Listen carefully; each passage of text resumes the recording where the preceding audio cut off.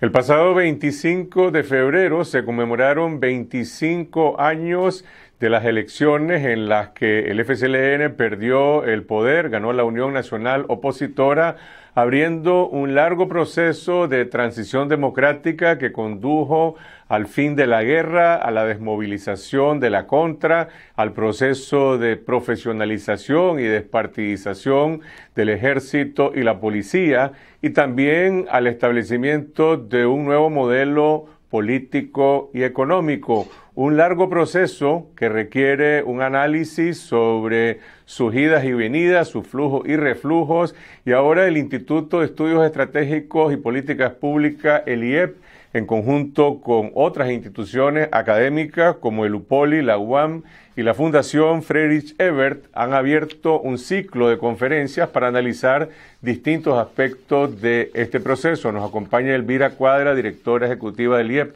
Buenas noches, Elvira. Buenas noches, Carlos Fernando. Gracias por la invitación. La transición se puede estimar en este momento si condujo a un proceso de consolidación democrática o se ha producido una regresión autoritaria, como sostienen algunos críticos, algunos sectores del proceso político actual. Bueno, la verdad es que la transición, y tal vez ese es uno de las ideas que vale la pena discutir, probablemente es que no ha concluido todavía, sino que estamos todavía en un proceso de cambios y de reorganización de la sociedad nicaragüense como tal. Esa es una de las primeras ideas que vale la pena discutir. Usualmente lo que se ha dicho es que la transición política ya cerró, que fue un periodo que abarcó los primeros 5 años de la década de los 90, pero el proceso político del país lo que nos demuestra es que todavía hay muchos altos y bajos, y efectivamente hay algunos aspectos de ese proceso político, de ese proceso de construcción democrática, que están todavía en cuestión, que hay tendencia a la regresión en algunos aspectos y que no se han consolidado todavía. Como analista, desde la visión que tiene el IEP, ¿cuáles son los aspectos que más le preocupan? ¿Ustedes dan seguimiento específico a temas como la elaboración de las políticas públicas en el presupuesto de la República y en la Asamblea Nacional, o temas de seguridad nacional, la relación ejército-policía? ¿Cómo andamos en ese campo? Bueno, la verdad es que tenemos retos grandes en la construcción de la paz y la construcción de la democracia prácticamente en todos los aspectos del país. Se suponía que con la paz venían también mejores condiciones sociales, mejores condiciones económicas para las mayorías de población, y lo que tenemos a la vuelta de 25 años no es precisamente eso. Tenemos todavía grandes grupos de población que están en condiciones de pobreza y extrema pobreza. Todavía tenemos una distribución muy desigual de la riqueza. Ayer salió un informe del Banco Mundial que ubica a Nicaragua como el tercer país en peores condiciones de pobreza crónica, solamente después de Guatemala y Honduras. Un 37% de la población, más de 2 millones de personas, viven con menos de $4 al día, dice el Banco Mundial. Efectivamente, y las estadísticas a lo largo del tiempo nos indican que no ha habido cambio sustantivo en esa dirección. En términos del proceso político, pues lo que comenzó como un ejercicio democrático con unas elecciones transparentes, masivas, de gran participación, y donde se expresó una voluntad de la mayoría de la población, vemos cómo ha evolucionado hasta un sistema electoral muy cuestionado, con muy poca credibilidad, y donde crecen cada vez más los niveles de abstención. Sí. Solo para mencionar, digamos, el punto básico del ejercicio democrático, que es el ejercicio del voto por parte de los ciudadanos. O sea, la transición es un proceso de redefinición de las reglas del juego político, de cómo se administran los conflictos en una sociedad. Pareciera que aquí las reglas se han reagrupado en función de determinados grupos. Aquí se reformó la Constitución, aquí se desmanteló prácticamente el sistema de transparencia electoral, y algunos logros que se veían como irreversibles, como la profesionalización del ejército y la policía, han cambiado radicalmente.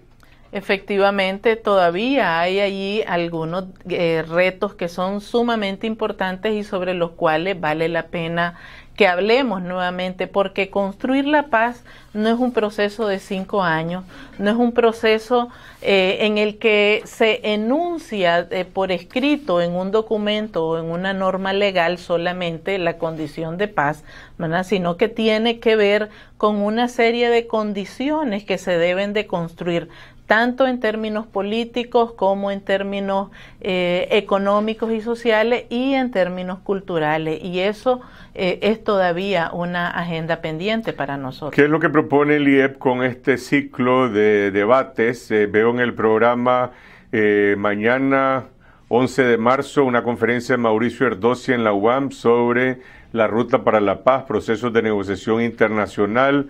Una semana después en el UPOLI, Anastasio Lobo, la contribución de las iglesias a la construcción de la paz. 15 de abril, tu persona, Elvira Cuadra, viejos y nuevos conflictos en Nicaragua, retos y perspectivas para la paz. El 22 de abril hay una conferencia de la psicóloga Marta Cabrera, los duelos colectivos y la sanación de las heridas. Una mirada desde la psicología social, un tema del que casi no se habla aquí, de las heridas de la guerra. Y por último, el 6 de mayo, el doctor Alejandro Serrano Caldera con el balance de la Nicaragua posible. Bueno, lo que nosotros queremos es promover precisamente un espacio de reflexión, un espacio donde podamos repensar algunos de estos temas que son clave para este proceso de construcción de paz, pero también para el futuro que le espera a Nicaragua, para el futuro de las generaciones jóvenes que están creciendo en este país. Ese tema, por ejemplo, de las heridas, de los duelos y de la sanación, es un tema importante porque cuando se habla de la guerra, se habla como que si eso ya quedó olvidado en el pasado, como que si eso ya se terminó.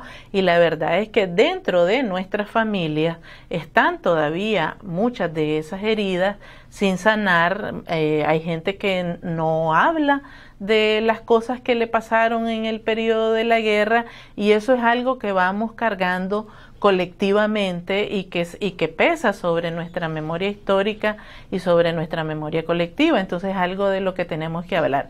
Nosotros queremos contribuir también porque nos hemos dado cuenta que Nicaragua tiene además una experiencia muy rica en estos procesos de construcción de paz, en todo lo que la sociedad civil le ha contribuido para esta construcción de paz, en la mediación de conflictos, con los procesos de participación ciudadana, de desarrollo local.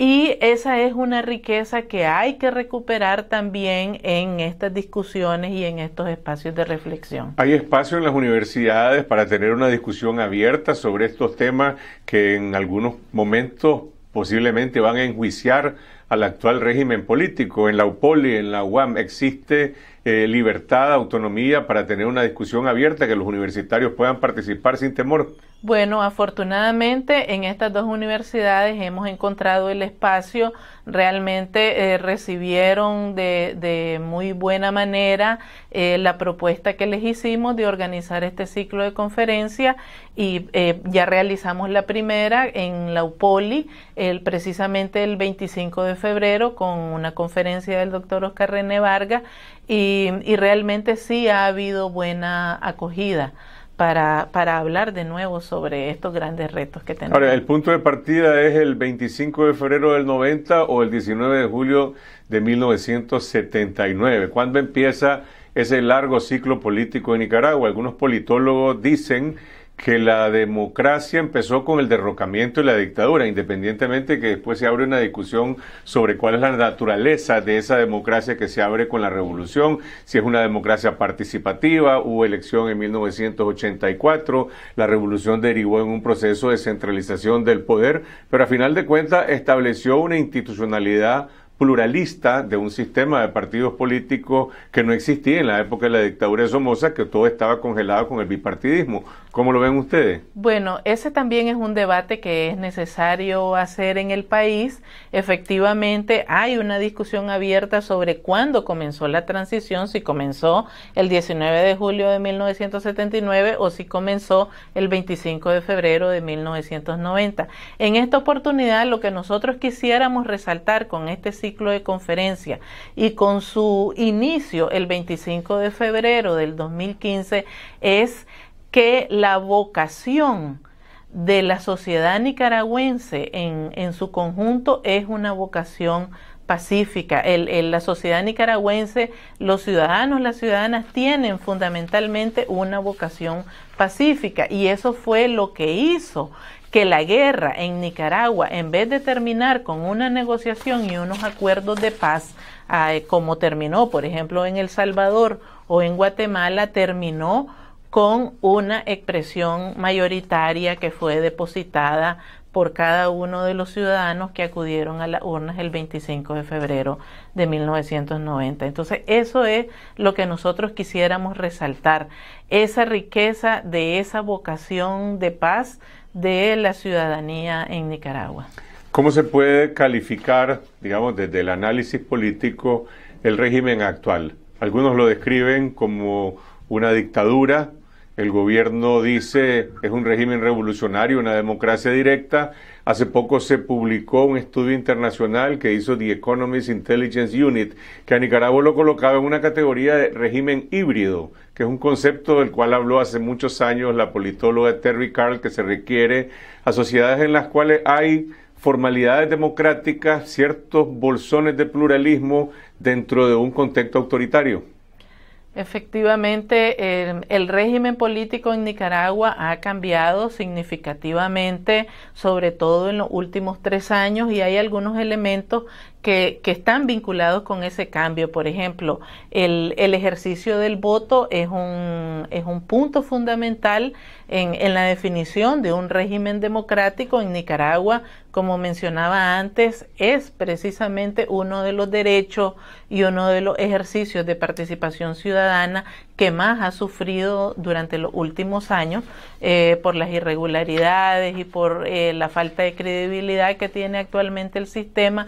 El otro tema tiene que ver con las Fuerzas Armadas y la subordinación que éstas tienen frente a la autoridad civil y, más importante que eso, con la conducción democrática que la autoridad civil hace en relación a las Fuerzas Armadas.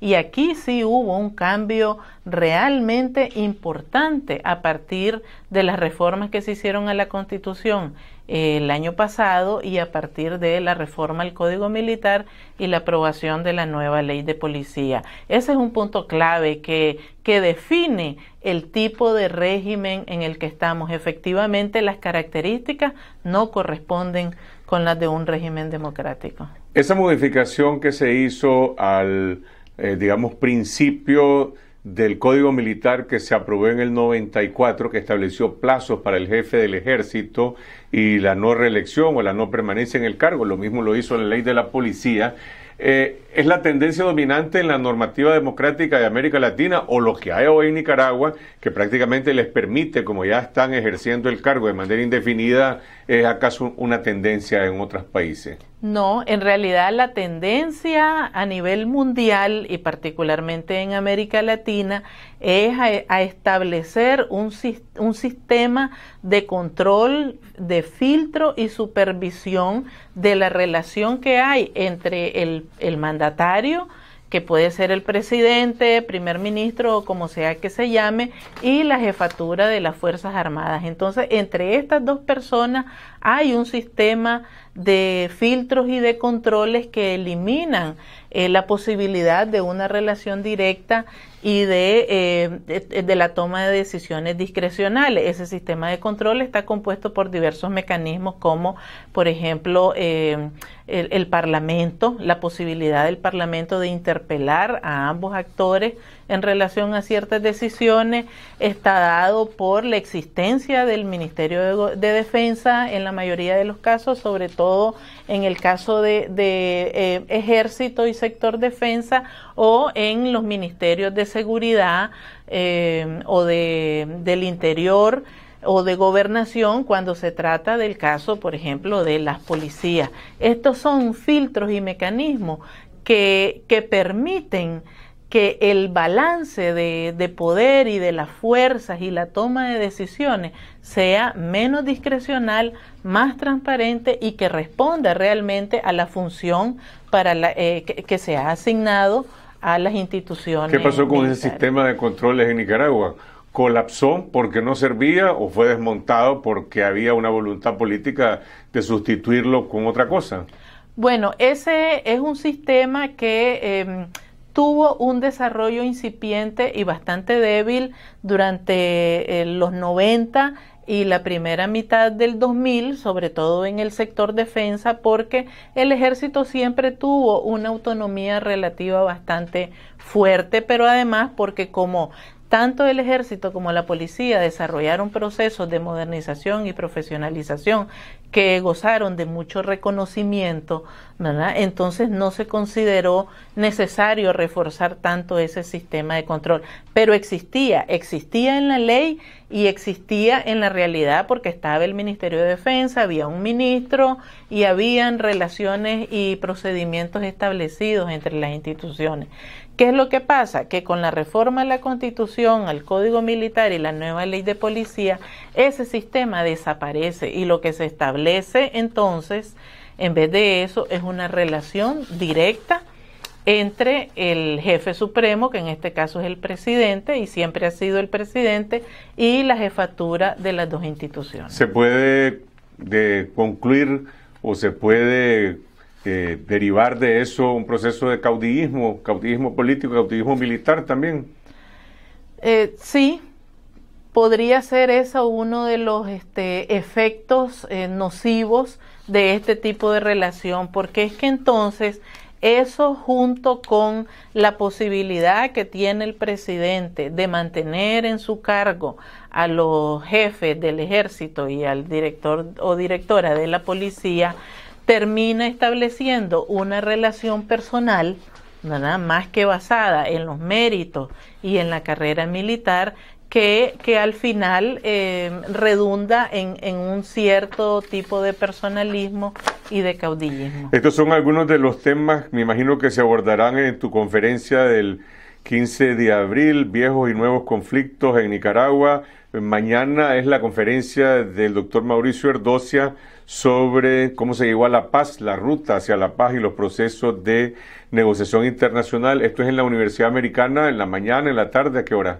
Las conferencias se van a realizar tanto en la UPOLI como en la UAM a partir de las 5 de la tarde, en las fechas que están señaladas ahí en el calendario. Mañana efectivamente el doctor Erdocia va a hacer su conferencia en el Auditorio Central de la UAM a partir de las 5 de la tarde. Están invitados e invitadas todos los interesados y quienes quieran conversar sobre este tema en particular, pero también están invitados e invitadas a las demás conferencias donde vamos a conversar sobre estos otros temas que igual son importantes para el país. Gracias, Elvira, y ojalá que se sigan abriendo los espacios de las universidades para estas iniciativas de debate público.